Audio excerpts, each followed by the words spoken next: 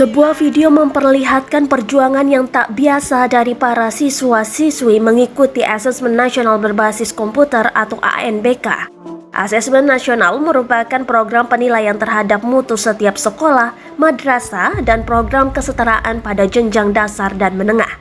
Asesmen Nasional perlu dilakukan untuk meningkatkan mutu pendidikan. Dalam video viral yang beredar di media sosial, terlihat lebih dari 10 anak berusaha mendorong mobil pick-up yang terjebak di jalanan berlumpur. Bahkan, mereka masih mengenakan seragam sekolah. Terlihat pula 2 orang perempuan dewasa yang turut serta membantu mendorong mobil pick-up tersebut.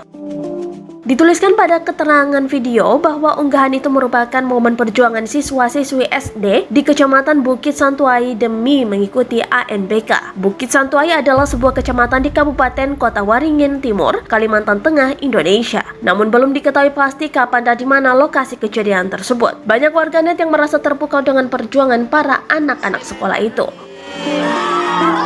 Alhamdulillah.